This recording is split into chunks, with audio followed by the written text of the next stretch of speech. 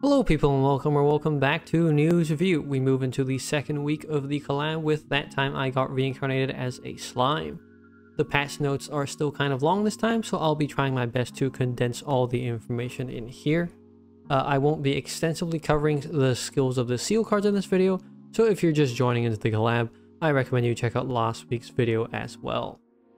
If you're a new or returning player, I do recommend you check out my new player guide. It will help you better understand what I'm saying in the video. As always, open up the patch notes, link in the description if you want to follow along. Additionally, I'm trying out a new thing where I buy a guild stage for every 10 subscribers I hit, which will give you a diamond if it's your first time clearing it. Thank you so much for 490 subscribers. The next milestone will be at 500 subscribers, so subscribe and also join the guild as well as Discord, both codes in the description if you want to participate and be notified of that. Also, comment down below if I should start watching the slime isekai anime. I asked that at the end of the video last time. Perhaps not such a good idea. Okay, let's get into it. The main content for this week's patch notes is that Rimuru is now available to be SR'd into his Demon Lord form, which changes both his attribute and race, and he is now a Dark Demon. All his active skills are also changed, and you can think of this as a pretty different card from his base form.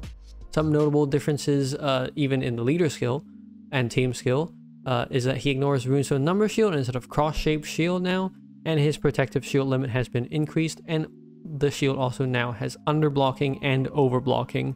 Underblocking being that if you receive damage that's less than your current shield amount, your shield just replenishes back up to its maximum. So if any damage that's less than 200,000 hits you, you're basically fine. Overblocking means that if damage is over your current shield amount, you won't take any damage, but your shield obviously will just go. So any damage that is over 200,000 will get eaten up by the shield.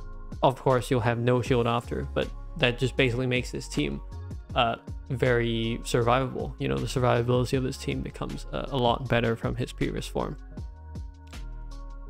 This form also has a Draconic ability, which is basically a powered up version of the previous one, and similarly does not consume a charge of your craft, meaning that you can activate it as much as you can within a stage.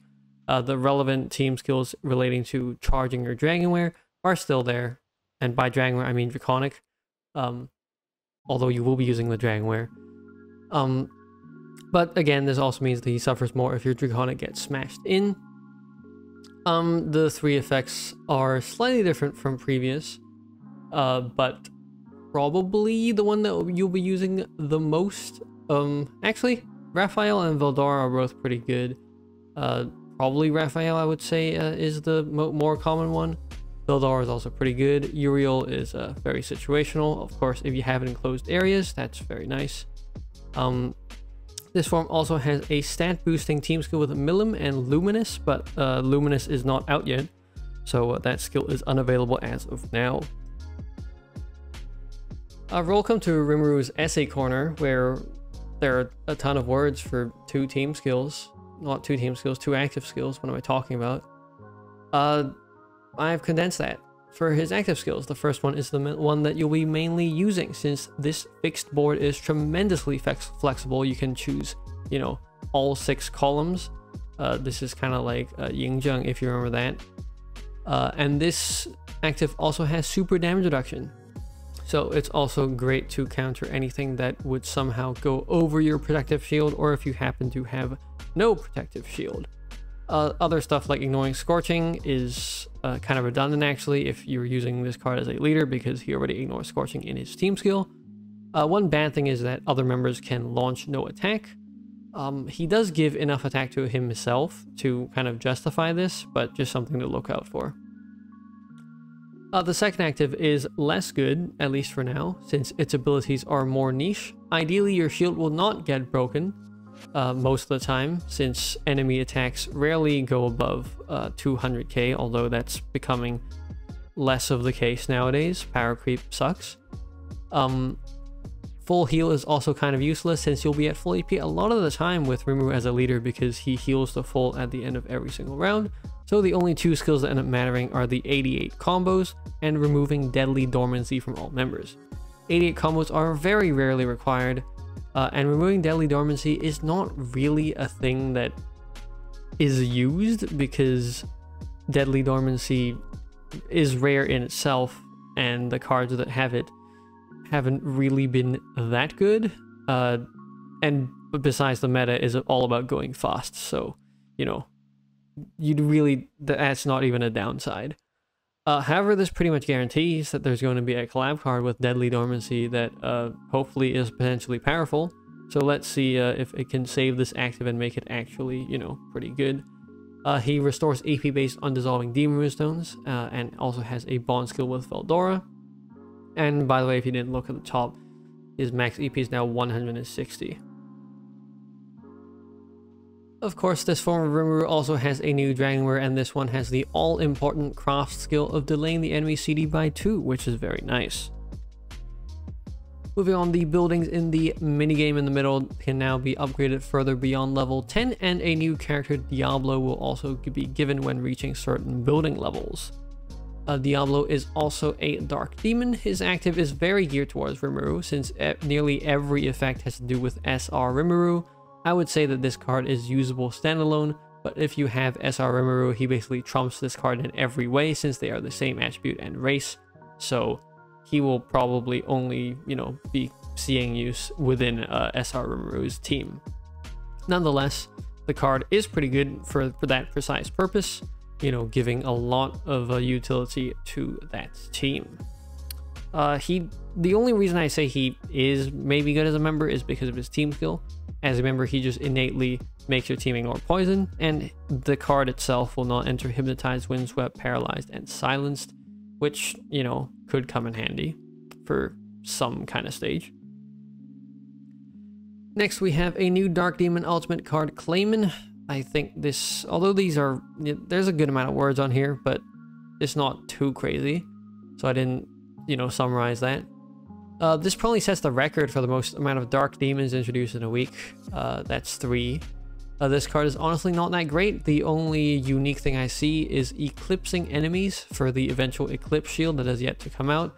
All the other effects are pretty mid. There are a ton of demons that ignore Fixed Combo Shield, and the other stuff is not that significant.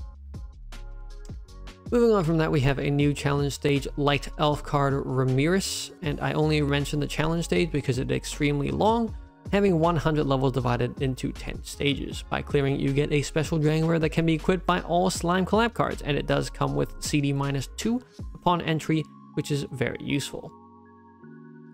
As for the card itself, she does have leader and team skills. However, I don't think this card is that powerful, so I won't be talking about that here.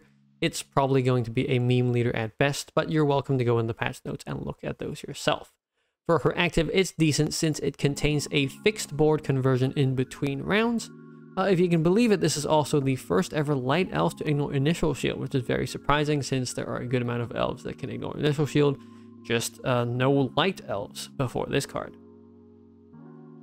Moving on, there will also be bonus rewards due to the Mid-Autumn Festival. No multi-team challenge this time, which is slightly disappointing because I do actually find that event kind of fun.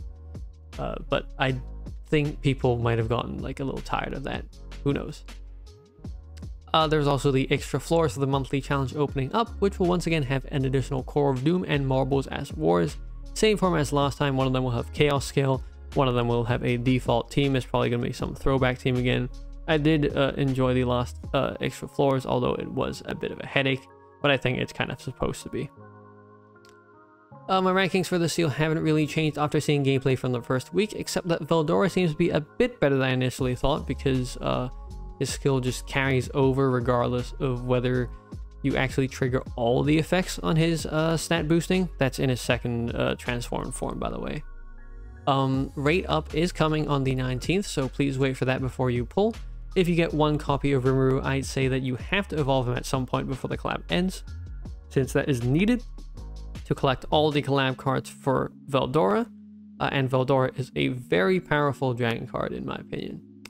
Which begs the question, is it worth it to get a second copy of Rimuru for his base form? If you have enough diamonds, I think it can be worth it, but it depends on a couple of things. If you value speed and convenience, a base form can skip HP bars with a second active, which is something that the SR form just cannot do. Also, if you don't have Hey Jaja and need an elf leader, that's also a good argument since the SR form is a dark demon and, you know, that's not an elf. Personally, since both of those points fit my own account, I'm leaning towards getting a second copy as of right now. Obviously, the very lucky and not impossible, since I've done it a few times, outcome is that you pull on rate up, you get one just by chance, and then you get one guaranteed. I've had that happen to me, you know, honestly quite a few times in the past. So that's also another reason why you should always pull on rate up, because they might pull a fast one and you don't want to spend 175 more diamonds. For my ranking of the free cards, all of the free cards this time are pretty mid, but as always, get at least one copy. Clayman in particular is trash. I think I said that when I was reviewing him. The other two are decent in my opinion. And lastly, we have the celebration events. The returning ultimate card this time is the Warder Demon Marcus, an excellent member card in general, so you should definitely farm him. That's it for this week's news view. If you made it to the end, I really appreciate your time, and I would also really appreciate a like, comment, or subscription. It really helps the channel out, and I'll see you next video. See ya!